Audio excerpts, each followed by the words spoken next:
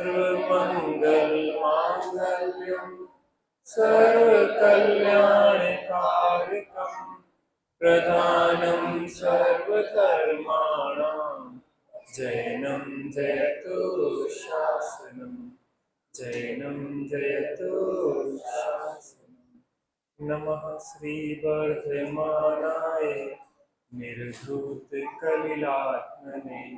सालोकानां त्रैलोकानां यद्विद्यादर्पणाय।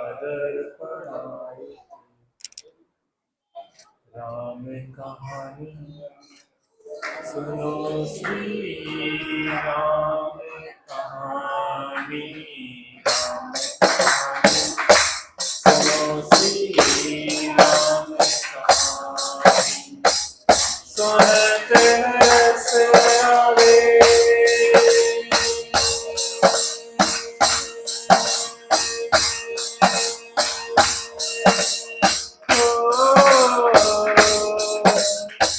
सुनत हरस आवे वीरा की वाणी।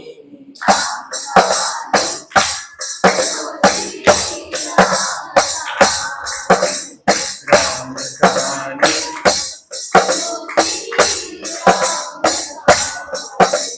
श्री राम श्री राम श्री राम श्री राम।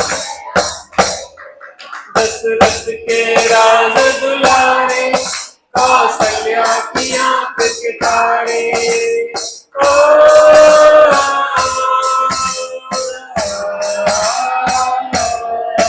दशरथ के राज दुलारे कौशल्या वे सूर्यवंश के सूरज, वे रघुकुल के उजियारे। रवि शरण गुरुवर बोले, रवि शरण गुरुवर बोले अमृतमयी वाणी।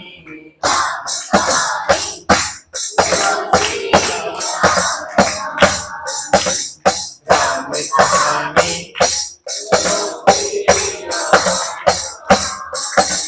श्री राम श्री राम श्री राम श्री राम। वज्रवर्त धनुष गढ़ करके रघुलाए सीतावर के। ओ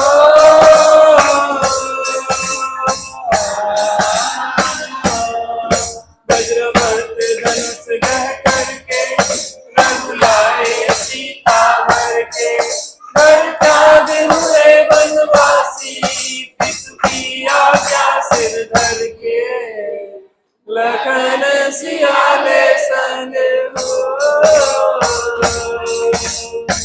लखन सियाले संग छोड़ी राजधानी।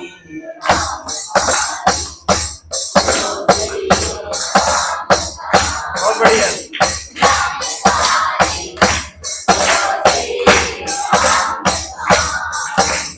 श्री राम श्री राम श्री राम श्री राम। ताली की जो बजाई जाती है एक सुर में एक लय में बजाई जाती है, बहुत जोर से नहीं, हल्की सी ताली बजाई जाती है ना। श्री राम श्री राम श्री राम श्री राम। श्रीनाथ दशानन करके ले आया सीता हर के। ओ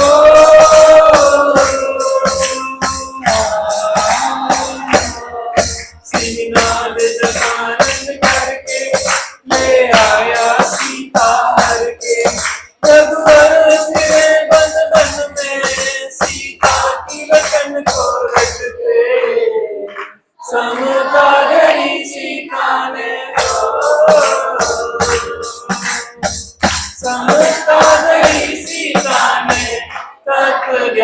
बल से।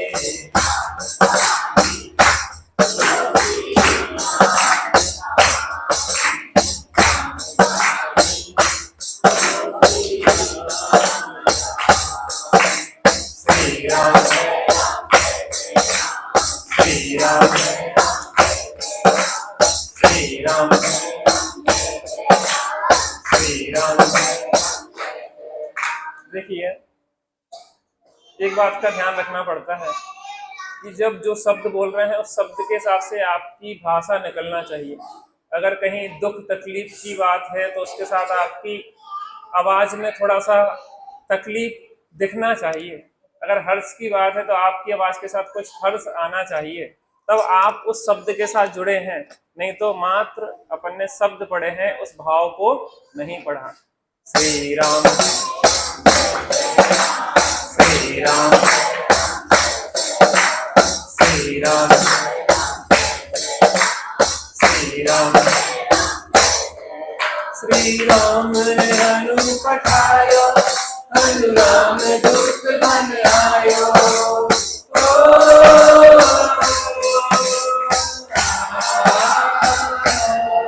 श्री राम अनु पठायो, अनुराम दूत बन आयो। सीता माँ की सेवा में रघुवर संदेशा लायो और संग लायो,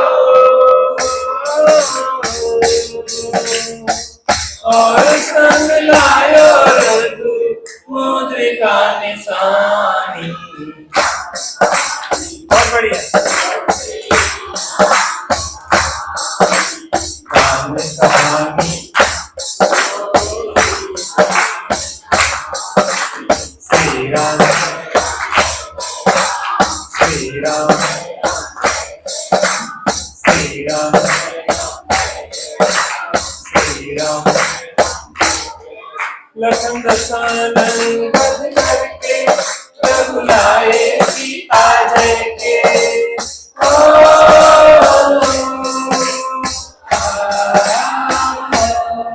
लखन दशानन वध करके रघुलाए सीता जय के। और भेंट में दे दी लंका विभीषण ज्ञानी को जय के। लखन सियाले संग लखन सियाले संग आए राजधानी।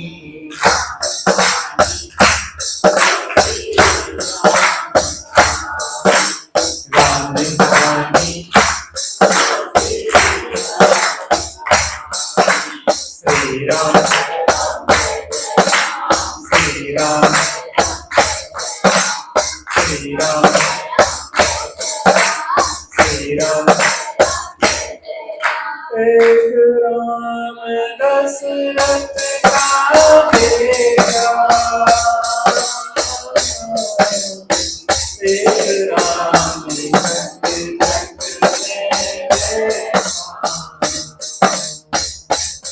एक राम है जगत बसारा।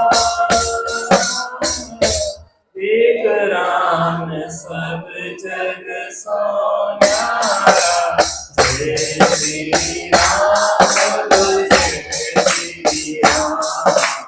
जय श्री राम बोलो जय श्री राम। जय श्री राम बोलो जय श्री राम। जय श्री राम बोलो जय श्री राम। बोलो वितरागी श्री रामचंद्र की। राम, एक राम दशरथ का बेटा, एक राम घट घट में बैठा। एक राम से तो आप परिचित हैं ही, दशरथ के बेटे जिनकी राम कथा चल रही है। दूसरा राम घट घट में बैठा हुआ है। प्रत्येक आत्मा आत्मा राम है। हर घट हर जीव में वह आत्मा राम बैठा हुआ है। एक राम है जगत पसारा, वह जो सर्वज्ञ दशा को प्राप्त हो गए हैं, जिनके ज्ञान में लोका लोक प्रकाशित होता है। और एक राम सब जग सो न्यारा, वह एक परम पारणामिक भाव स्वरूप ज्ञायक भाव, जो ना प्रमत्त है ना अप्रमत्त है, बस एक ज्ञायक भाव है। वो सब जग सो न्यारा है, वो अप्रभावी राम है। और वो राम कौन है? हम हैं। हाँ हाँ हाँ। कथा चल रही थी कि राजा दशरथ को वैराग हुआ। किसको वैराग हुआ बच्चों? राजा दशरथ को वैराग हुआ। वैराग हुआ तो उन्होंने सोचा कि अब इस राज्यभार को राम को सौंप देना चाहिए, क्योंकि मैंने पहले ही घोषणा कर दी कि राम को राज दिया जाएगा।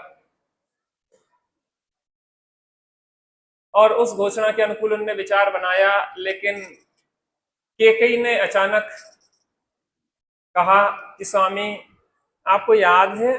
मैं कि क्या? कहने एक बार आपने एक वर दिया था मुझे, जो मेरा रिजर्व था। तो नहीं, बिल्कुल प्रिय, तुमने जिस भार से भी निर्भर कर दो, जल्दी से मांग लो। नहीं कि कुछ ज्यादा नहीं मांगना है, बस आप थोड़ा सा एक काम कर दे। नहीं कि क्या?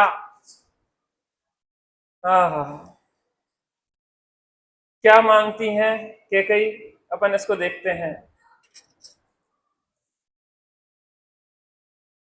सिद्धों की श्रेणी में आने वाला जिनका नाम है, जग के उन सब मुनिराजों को मेरा नम्र प्रणाम है।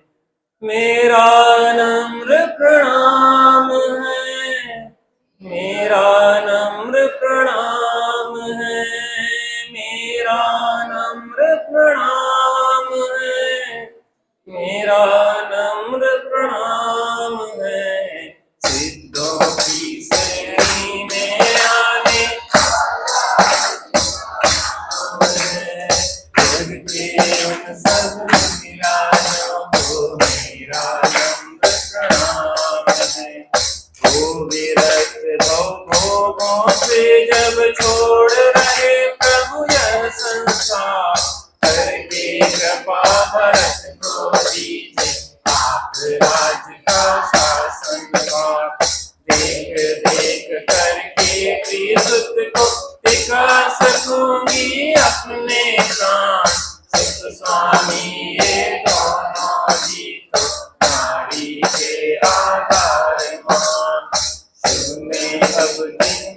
शुभ मने अब दिया भरत को मैंने अपना राज विसार। आत्मसाध ना मेले देश बिन संपत्ति मतदार। बोला सुना दिया उनको सब घर।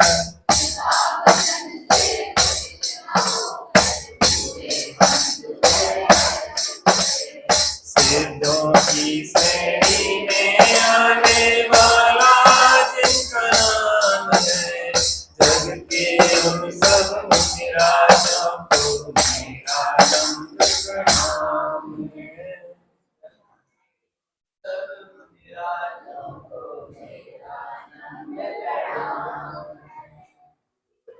और कैकेयी ने कहा कि स्वामी, मैं वर चाहती हूँ। क्या? ने कहा कि भरत को राज दे दो। क्यों दे दूं? तो ने कहा कि आप तो जा ही रहे हैं, स्त्री के दो ही आधार होते हैं, एक तो पति या पुत्र। वैसे तीन कहे जाते हैं। जब बचपना होता है तो पिता के आधार से रहती है, जब जवानी होती है तो पति के आधार से रहती है, और जब वृद्धावस्था आती है तो पुत्र के आधार से रहती है। ये व्यवहार की बात है।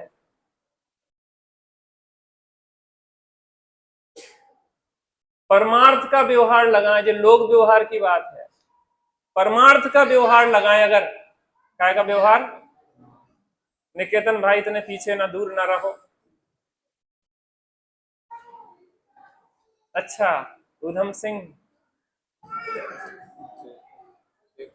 शेर सिंह, शेर सिंह की बहन है वो तो।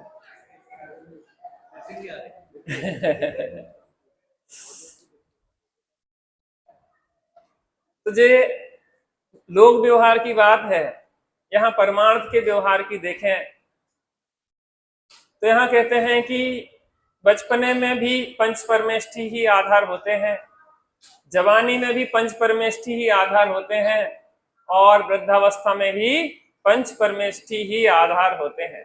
अगर परमार्थ लगाया जाए तो बचपने में भी शुद्धात्मा ही आधार होता है, जवानी में भी शुद्धात्मा ही आधार होता है, बुढ़ापे में भी शुद्धात्मा ही आधार होता है।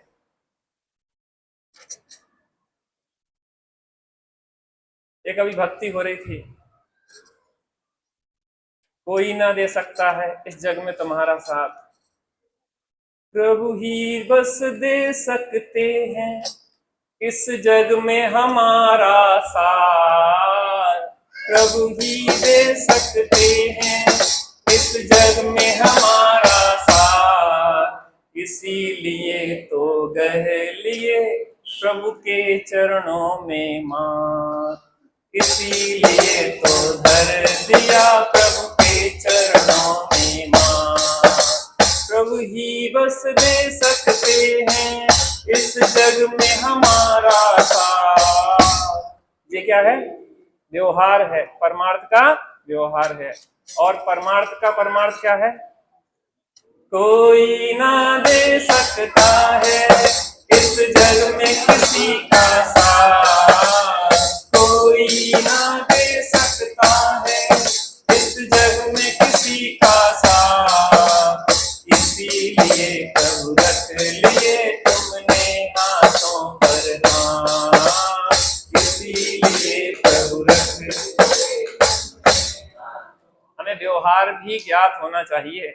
एक लोक व्यवहार है, एक धर्म व्यवहार है, एक परमार्थ है। कोई सहारा नहीं है। अरे व्यवहार से देखा जाए तो पंच परमेष्ठी सहारा है, 4 सहारे हैं। कितने सहारे हैं? 4 सहारे हैं। कौन कौन है? अरिहंत भगवान, सिद्ध भगवान, आचार्य उपाध्याय साधु भगवान और केवली प्रणीत यह धर्म। कोई सहारा कैसे नहीं है। ये व्यवहार है और परमार्थ क्या है? एक शुद्धात्मा ही। क्या कह रहे हैं कि स्त्री के लिए केकई कह रही है सम्यक दृष्टि है लेकिन अभी मोह है, चारित्र मोह, तो कह रही है कि भैया पतिदेव से भैया का वो कहेंगे, स्वामी आप तो जा रहे हो, मैं किसके सहारे रहूंगी? तो ने कहा कि आप जा रहे हो तो एक काम करो, भरत को राज दे दो। भरत को राज देने के पीछे भी एक कारण था, केकई को तो विलेन बना दिया है लोक में। अभी चर्चा हो गया ही ना कि भरत जी भी दीक्षा लेने जाने लगे, मान ही नहीं रहते, जिद पे अड़ गए थे, हम भी चलेंगे हम भी चलेंगे। जंगल जैसे बच्चा जिद पे अड़ जाता ना, बज्जी हम भी चलेंगे। बच्चे पिताजी मोटरसाइकिल जैसी निकाले, उन्हें चाबी लगाई, स्टार्ट करी और बच्चा आएगा दौड़ के, हम भी चलेंगे पिताजी बज्जी। और जैसे ही दशरथ ने कहा कि हम जा रहे दीक्षा लेने, तो भरत जल्दी आ गए, पिताजी हम भी चलेंगे। बहुत समझाए लेकिन मान नहीं रहे थे। केकई को जैसी पता पड़ी तो वो मनोविज्ञान को जानकार थी, वो जानती थी किसको कैसे रोकना है, तो उसने कहा और कोई उपाय नहीं है। राज्य का कोई लोभ नहीं था केकई को, बस इतना था कि जो भरत रुक जाए। मोह है अभी भी थोड़ा, चारित्र मोह है ना, और कोई उपाय नहीं देखा था। तो कहा कि नाथ आप भरत को राज दे दीजिए, मैं उसको देख के ही जीवित बनी रहूंगी। व्यवहार की बात ऐसे ही है, ऐसी होती है व्यवहार की बात।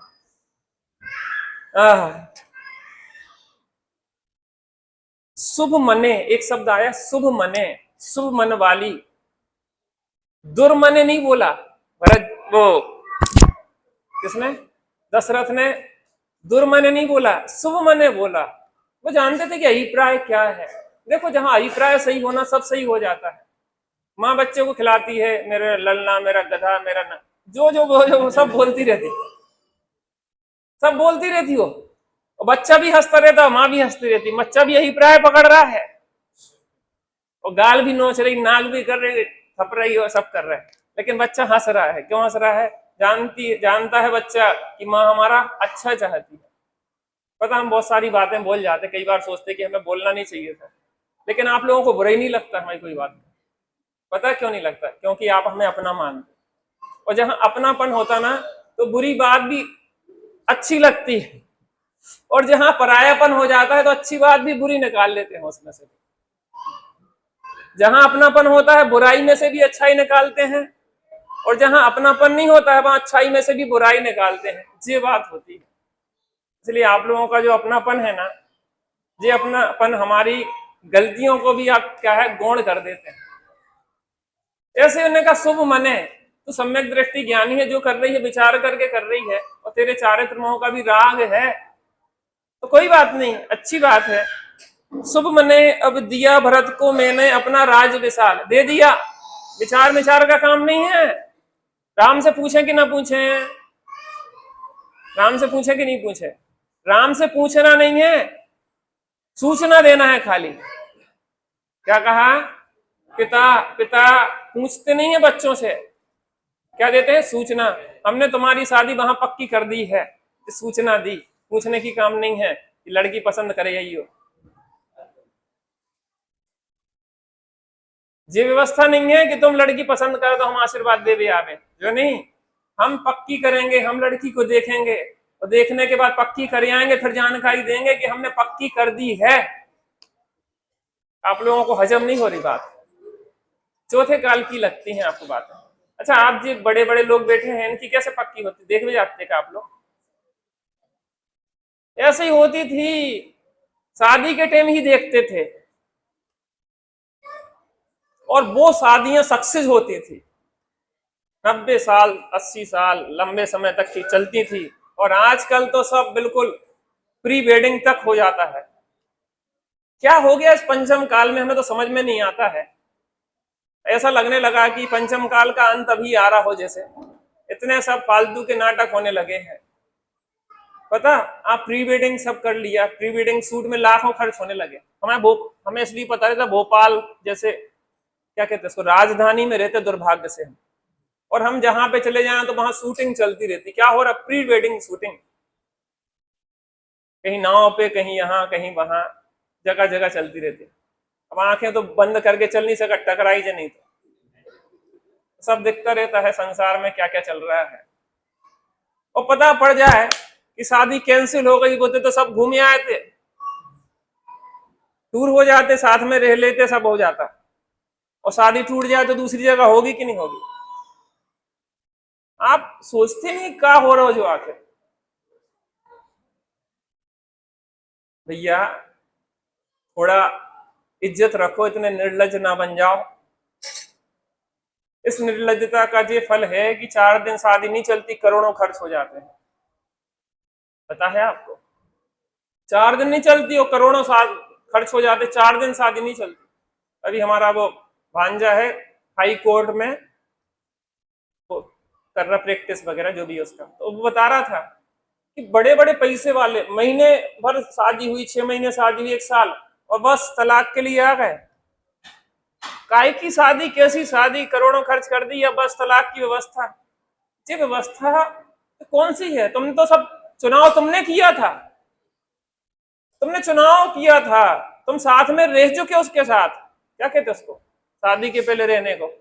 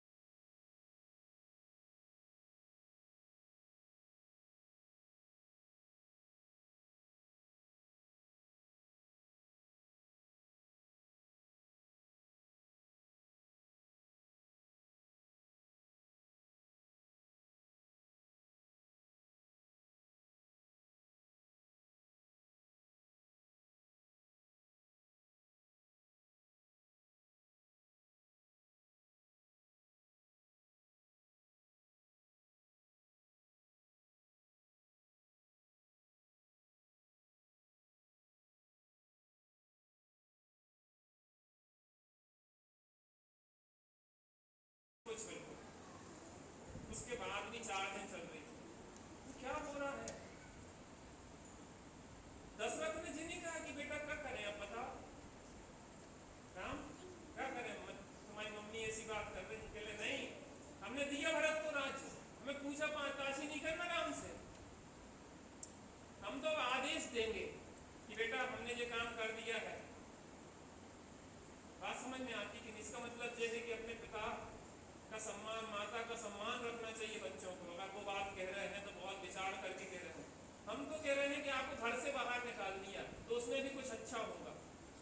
पता, राम अगर जंगल नहीं जाते, राम का अगर राज न चिंता, तो राम की पूजा नहीं होती, सीता की पूजा नहीं होती। लोक की बात कर रहा है। अगर आप माता पिता के लिए त्याग कर रहे हैं तो लोक में आपकी पूजा होगी, आपका नाम इतिहास में लिखा जाएगा। सत्यवादी राजा हरिश्चंद्र ने स्वप्न में राज दिया था और उसके बाद भी उन्हें राज छोड़ दिया था। आज भी लोग याद करते हैं कि सत्यवादी अगर कोई है तो राजा हरिश्चंद्र। आपके भाग्य में जो संपत्ति है आपको जंगल में भी मिलेगी, और आपके भाग्य की संपत्ति नहीं है तो आप राज्य में भी रहोगे तो भी आपको मिलने वाली नहीं है। आपके भाग्य का कोई ले जा सकता नहीं है।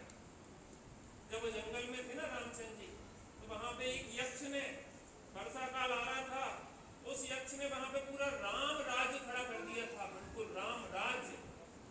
4 महीने तक वो राम का राज्य वहां चलता रहा पूरा, यक्ष देव के द्वारा रचित।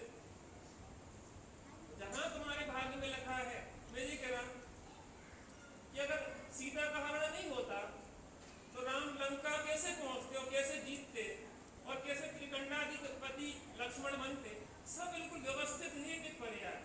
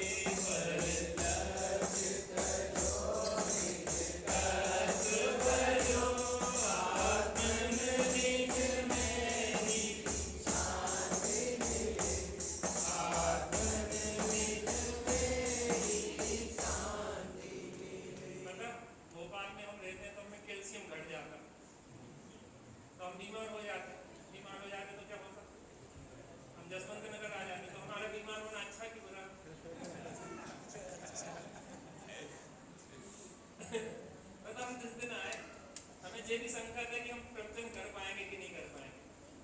जिस दिन आए जिस स्थिति थी कि शरीर सूझ रहा था, हमारा कैल्शियम इतना घट गया था, ये स्थिति चल रही थी कि हम बिल्कुल फीवर आने लगा था, वो समस्या चल रही थी शरीर। और 5 घंटे हम रहे, सुबह से शाम हुई और 3 टाइम साध्य शुरू हो गया हमारा। जो भी हो रहा है व्यवस्थित क्रम में चल रहा है, आपको दिमाग लगाने की जरूरत नहीं है। जो होता है वह होने योग्य होता है भाई साहब।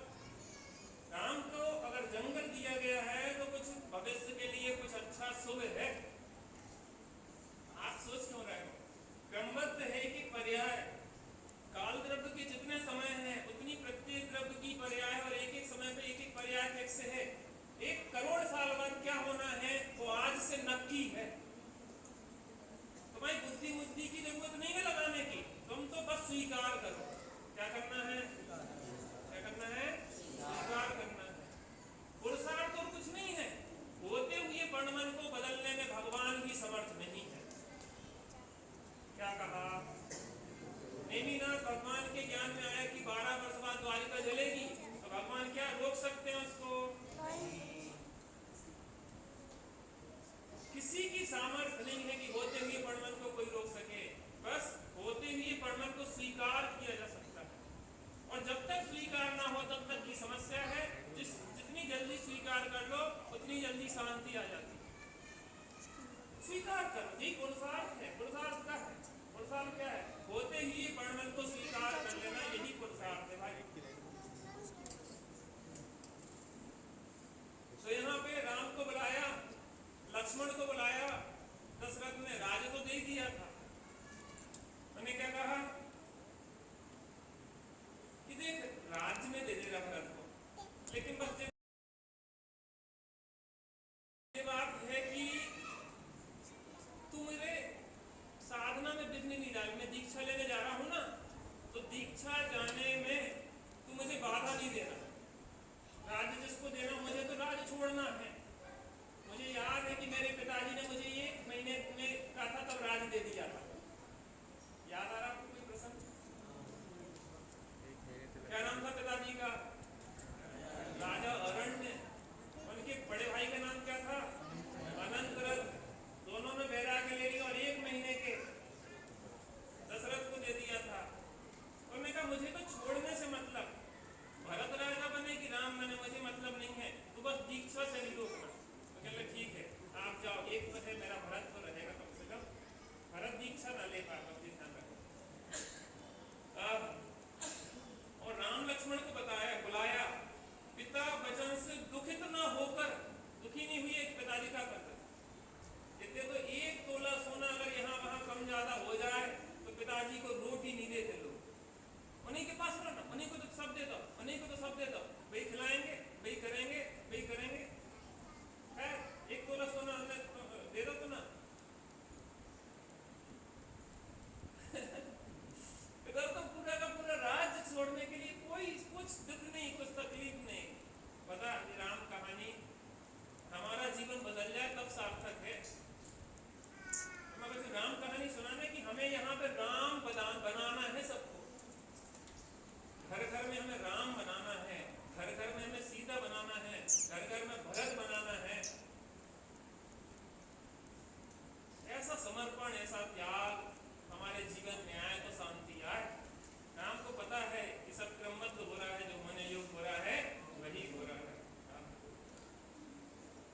पिता वचन से दुखित न होकर हुए बंधुद्वय हर्षित चित्त। इसमें हर्ष की बात क्या है? हर्ष की बात यह है कि पिता की आज्ञा का पालन करेंगे। पिताजी जो कर रहे हैं वो सही कर रहे हैं, गलत नहीं।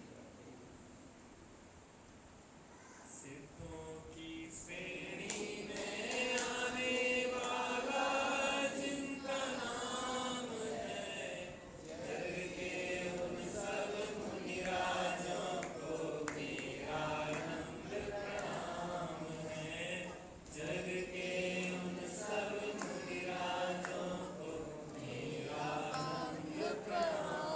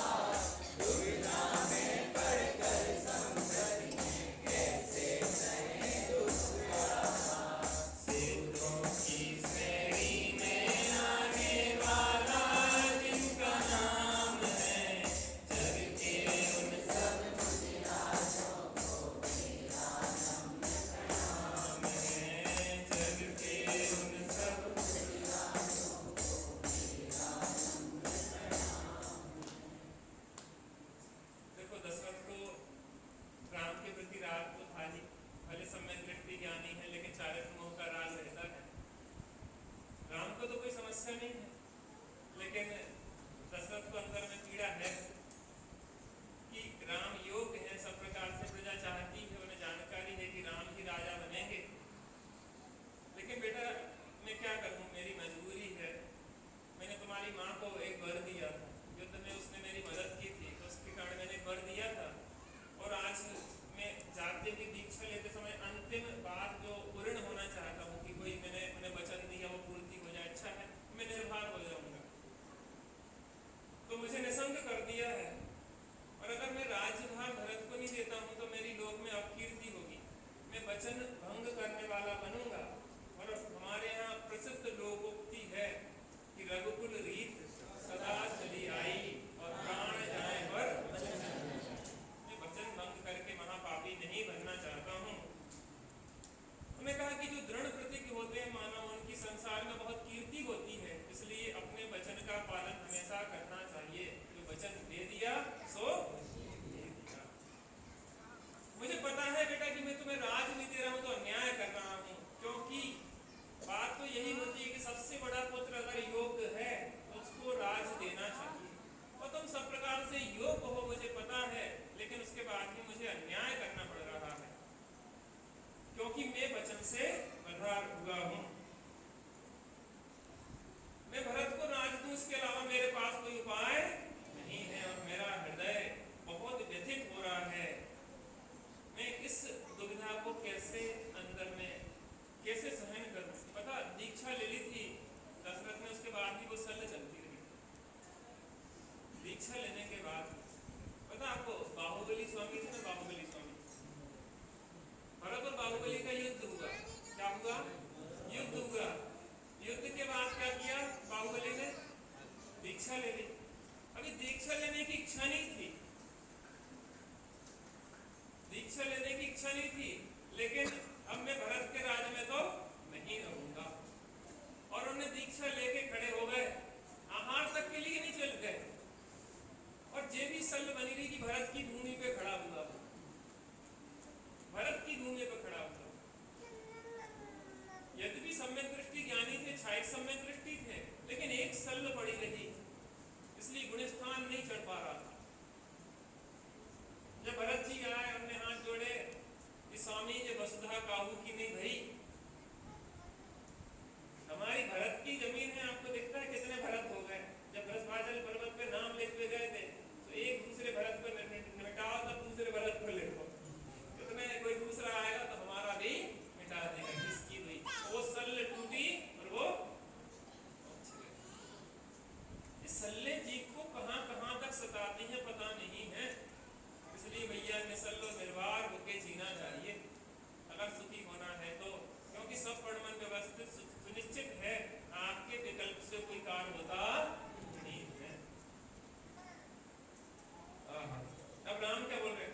बोले राम नम्र होकर के हर कर जनक चरण में ब्रज, वही कीजिए तात हर्ष से हो न आपको जिससे कर, योग्य पुत्र है वही जगत में चलता जो गुरुजन अनुकूल, मेरी चिंता पूज्य आपके कर्म ज्ञान में बने रसूल, बड़े आपकी कीर्ति विश्व में पुत्रों को इससे आनंद, आप हमारी चिंता सज कर राजभक्त को दे आनंद, हो कीर्ति आपकी जिससे सुर वैभव तक है जस, भक्त हमारा है बांधव जब होगा इससे नहीं है, सिद्धों की श्रेणी में आने वाला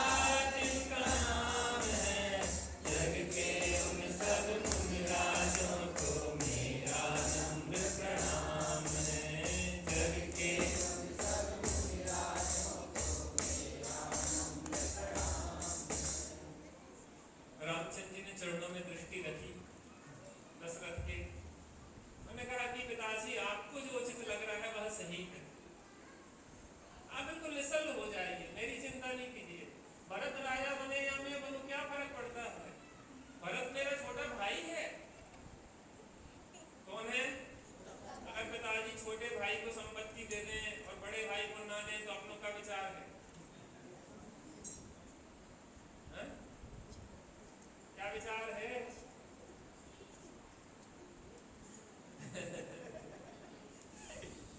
इसका मतलब ये है कि हम राम जैसे पूज्य नहीं बन पाएंगे। भरत के अंदर भी कोई आसक्ति नहीं थी। भरत तो बैरागी थे। भरत ने तो राज किया ही नहीं। क्या कहा? भरत ने तो राज किया ही नहीं, राम के राज की नौकरी करी।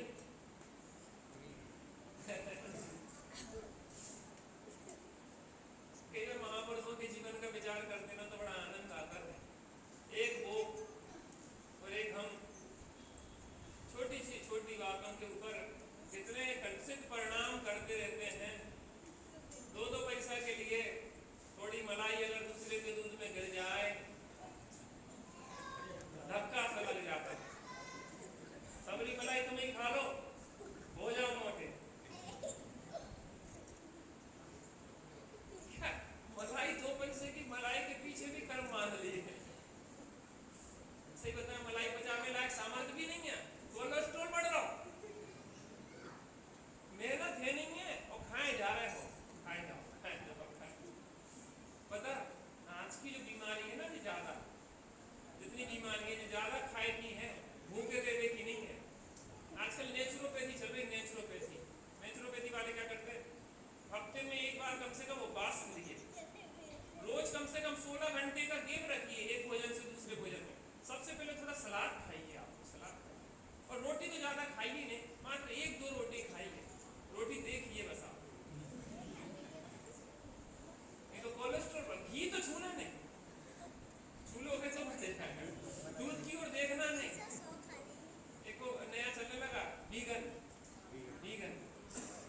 वाले क्या करते हैं, मिल्क प्रोडक्ट का सबका त्याग कर देते हैं। अब समस्या का पच नहीं रहा और पच नहीं रहा, डालत जाते हैं। मेहनत है नहीं है।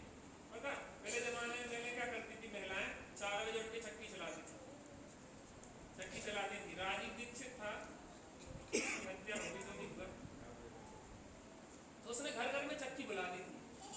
वो कहते थे घर में एक चक्की रखो और सुबह से आटा चक्की का, हाथ की चक्की का खाओ। आप लोगों का क्या विचार है? आपको मॉर्निंग वॉक के लिए नहीं जाना पड़ेगा और एक्सरसाइज की मशीनों में खर्चा नहीं होगा। आजकल पता वो जो सुबह से वो एक्सरसाइज करवाते ना, तो एक कपड़ा लो, उसको ऐसे ऐसे चलाओ, हाथ की एक्सरसाइज होगी, और ऐसे ऐसे घुमाओ। भाई साहब जब पोछा लगा लो घर को, तो इनमें पोछा वाले के पैसा बचे, ऐसे ऐसे कर लो कपड़ा वाले के बचे, ऐसे ऐसे कर लो तो बर्तन वाले के बचे। पता नहीं कितने मूर्ख हैं हम। अपना काम ना करेंगे, अपन दूसरे की नौकरी कर रहे हैं और अपन दूसरे को नौकर बना रहे हैं। जी कौन सी व्यवस्था है? हमें सब चाहिए, रोटी वाली, बर्तन वाली और कौन सी वाली, पोछा वाली, सब्जी वाली। अब पता क्या होता है, इंतजार करने पड़े। उनका स्वाध्याय से नहीं आ पाए कि बर्तन वाली टेम से नहीं आई, तो कहते आ रहे 1 घंटा वही मैंने कर मशीनें आने लगी। आजकल एक रोबोट आ गया, AI robot, GI robot. AI robot क्या करता पता? आपको गोदी में लेके घुमाएगा वो, आप कुछ नहीं करना, सब काम वही करेगा, झाड़ू पोंछा जे वो। और GI, आप अगर दुखी होगा तो आपको बढ़िया आपके मन की चीज आजकल तो शादी भी रोबोट से करने लगे लोग, रोबोट से, रोबोट पति, रोबोट पत्नी, क्योंकि कभी नाराज ही नहीं होते वो, कभी नाराज नहीं होते, हमेशा आपके अनुकूल। कोई एक बार फीलिंग हो जाएगी ना आपसे, वो आपकी फीलिंग GI जनरेट कर लेते, वो आपको समझ भी लेते, आप सोचने समझने की बुद्धि भी विकसित हो गई। अपन खरीद लेगा एक रोबोट। जी इंसानों से तो दूर हो रहे हैं, मशीन और जानवर से। कुत्ता पाल रहा है आजकल, कुत्ता सास ससुर को तो रखत नहीं है, कुत्तों की सेवा चल रही है। एक तलाक इसलिए हो गया कि तुम हमारे कुत्ते को प्रेम नहीं करते, तुम्हारा हमारे कुत्ते के प्रति व्यवहार सही नहीं है, इसलिए हम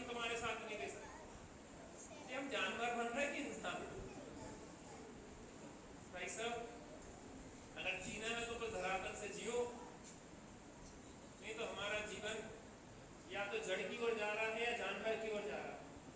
क्योंकि हमें जानवर पसंद है तो जानवर बन जाएंगे, और जड़ पसंद है तो जड़ जैसे बन जाएंगे। और यहाँ पे तो ये बात है कि राम ने भरत के लिए राज्य छोड़ दिया और भरत लेना नहीं चाह रहे। एक दशा तो ये है कि एक जन देना चाह रहे हैं, दूसरा लेना नहीं चाह रहा है। तो दूसरी दशा ये है कि एक देना नहीं चाह रहा, दूसरा छीनना चाह रहा है। कौन सी दशा अच्छी है?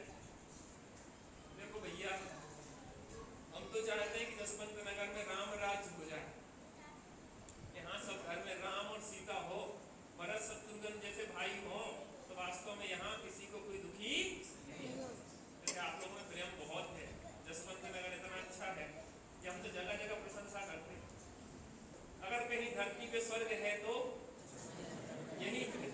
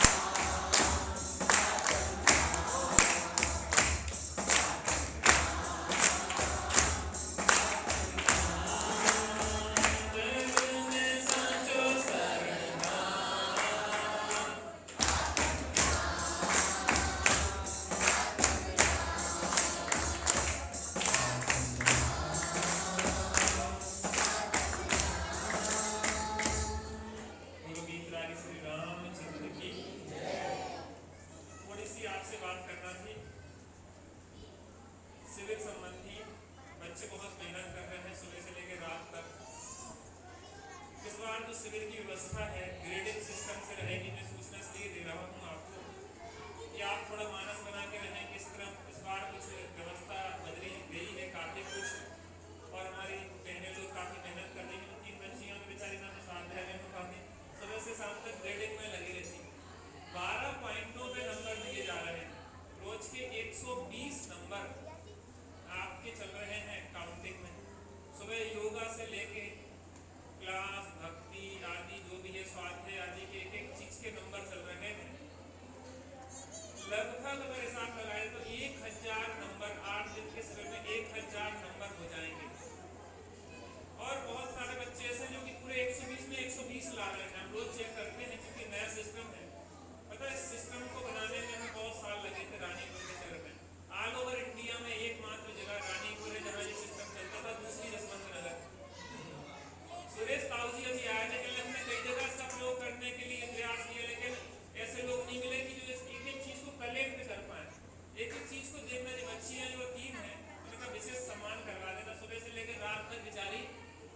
लगी रहती है एक एक बच्चे की एक पॉइंट एक एक एक्टिविटीज को देख के वो उसको करना नोट, हर चीज़ की फोटो, योगा में फोटो क्लिक कर एक एक बच्चे को देखना कि ये कौन है, इसकी पिछड़ा, बहुत मेहनत का काम है, लेकिन इसमें बहुत पारदर्शिता होती है, हर बच्चे के साथ न्याय होता है।